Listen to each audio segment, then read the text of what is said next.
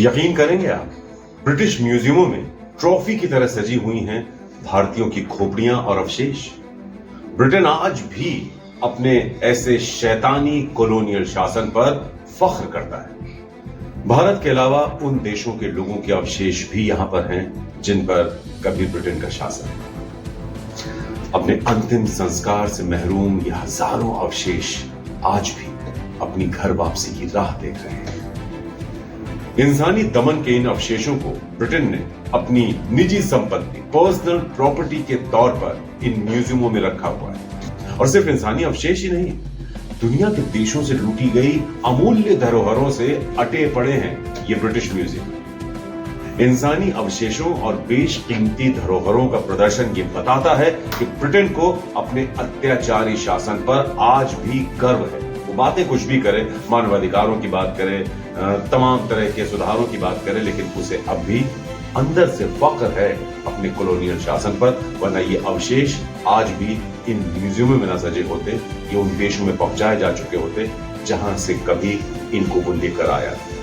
पहला, ब्रिटेन का पिट reverse museum colonial शासन के काले कारनामों से भरा पड़ा है। हजारों लाखों सबूत है यहाँ पर। पिट रिवर्स म्यूजियम में आज भी ऐसी 5 लाख चीजें मौजूद हैं जिन्हें दुनिया भर से लूटा गया, खसोटा गया। यहीं पर मौजूद है भारत की नागा ट्राइब्स के लोगों की कलाकृतियां और अवशेष। रिपोर्ट्स के मुताबिक 213 नागा लोगों के अवशेष इस म्यूजियम में सजाए गए। जी हां, 213 नागा लोगों के अवशेष। नागा लोगों से जुड़ी 6800 कलाकृतियां भी यहां पर जब्त हैं, जिनमें से 898 की यहां बाकायदा नुमाइश की गई। नागा लोगों के अवशेषों में खोपड़ियां हैं, हड्डियां हैं, उनके बाल तक मौजूद हैं। यहां इन अवशेषों को ऐसे सजाया गया है जैसे ये किसी खेल में जीती हुई ट्रॉफी हो। दरअसल जितने अत्याचार कॉलोनियल शासन में लोगों ने झेले, वो सब ब्रिटेन के लिए एक खेल ही तो था। अब ये शुरू कहां से हुआ? असम का जो चाय व्यापार था वो उस समय बहुत फल फूल रहा था। जो ब्रिटेन का अभिजात्य वर्ग था वहां पर भी चाय की बहुत ज्यादा खपत थी, और जहां जहां इनकी कॉलोनीज थी हर जगह चाय की खपत बहुत ज्यादा थी। इन ब्रिटिशर्स की काली नजर पड़ी इस चाय के फलते फूलते कारोबार पर। ये वहां पर पहुंचने के बाद इन्होंने धीरे धीरे अपने कब्जे में लेना शुरू किया इस पूरे ट्रेड को, इस पूरे व्यापार को। बाद में इसके टुकड़े भी किए इन्होंने, जैसे कि बांटो और राज करो की नीति के तहत ये क्या करते थे, इसके कई टुकड़े कर दिए।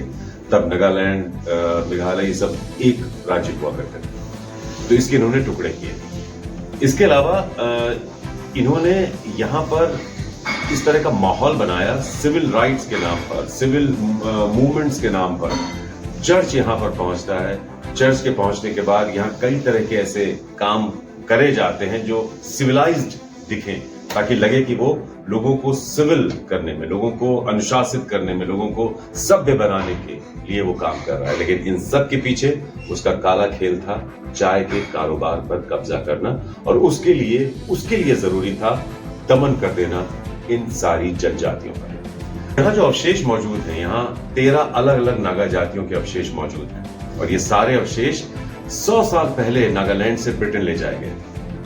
अब नागा लोग इन अवशेषों को वापस लाने की मांग कर रहे हैं। नागा मानवीय अवशेषों की वापसी की कार्रवाई भी अब शुरू हो चुकी है, और ये कार्रवाई शुरू तब हुई जब पिट रिवर्स म्यूजियम ने अवशेषों और असंवेदनशील सामान को नुमाइश से हटाने का फैसला किया। अब ये असंवेदनशील सामान हो गया उसके। इस मांग ने तेजी तब पकड़ी जब मेलबर्न में रहने वाली नागा मूल की एंथ्रोपोलॉजिस्ट डॉली किकॉन ने इन अवशेषों को मांगा। Forum for Naga reconciliation FNR भी इस मांग का समर्थन करते हुए इस प्रक्रिया में अहम भूमिका निभा रहा है। सोचिए आप, ब्रिटेन ने कैसा माहौल बनाया था जब वो दमन कर रहा था इन तमाम जनजातियों का।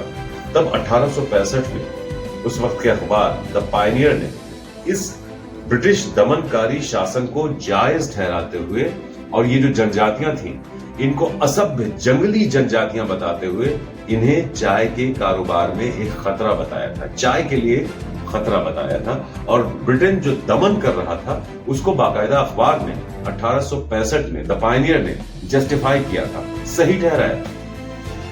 बहरहाल अब इस प्रक्रिया में तेजी आई है और ब्रिटेन ने अपने जो इंसानी अवशेष हैं उनको म्यूजियम से हटाने की बाबत बात शुरू की।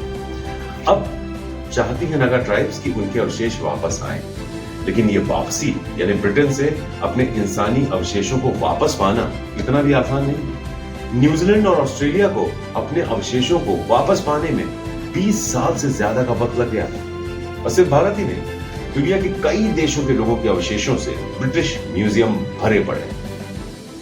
1857 की क्रांति का एक वीर भारतीय नायक भी अपनी मातृभूमि वापसी की राह देख रहा है। हवलदार आलम बेग, जिन्हें 1857 में हुई क्रांति के बाद झूठे आरोपों में मृत्यु दंड दे दिया गया था, तोप से उड़ा दिया गया। आलम बेग पर स्कॉटिश मिशनरी परिवार को मारने का आरोप लगाया गया था, झूठा आरोप लगाया गया था। आलम बेग को सियालकोट में तोप के गोले से उड़ा दिया गया था।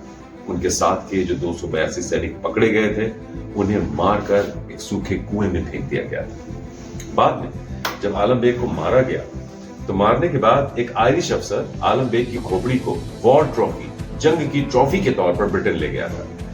पहले उसकी खोपड़ी एक म्यूजियम पहुंचती है, फिर वहां से एक पब में पहुंचती है। सिगार बॉक्स के तौर पर, सिगरेट की ऐश बुझाने के तौर पर खोपड़ी का इस्तेमाल किया जाता है। 1863 में जब पब के स्टोर रूम में रखे कपाल की आंख में एक पर्ची मिलती है, उस पर्ची से पहचान होती है कि यह कपाल वीर स्वतंत्रता सेनानी आलम बेग का था। लेकिन सोचिए आप, ब्रिटिश कॉलोनियल ताकतें किस हद तक गिर सकती थी। ये ना सिर्फ दमन करती थी, सभ्यताओं को नष्ट करती थी, विश्वास को तोड़ देती थी, जंगली असभ्य करार देती थी स्थानीय लोगों को। अपने तांडव के बाद, ये जो हैवानियत का तांडव होता था, इसके बाद अपने सबूतों को अपने साथ इंग्लैंड भी लेकर आते थे, दुनिया को दिखाने के लिए कि ये वॉर में जीती हुई ट्रॉफी है, कपाल उसके लिए ट्रॉफी है, उसके लिए जो कलाकृतियां हैं वो उनके लिए ट्रॉफी है, उनके अवशेष लोगों के वो उनके लिए ट्रॉफी है। अब इन ट्रॉफीज को वापस भेजने की मांग उठा रहे हैं वो देश जिनकी मांग ये है कि जिन लोगों ने ये अत्याचार सहे, कम से कम उन अवशेषों को उनका अंतिम संस्कार ही नसीब हो जाए। तो ये हैं वो तथाकथित सभ्य, अपने को कहने वाली ताकतें, जो आज सभ्यता का, सभ्य समाज होने का दंभ भरती हैं, लेकिन वास्तव में आज तक इंसानी अवशेषों की नुमाइश करना क्या दिखाता है? सभ्य ये है या वो जिनके ऊपर इन्होंने अत्याचार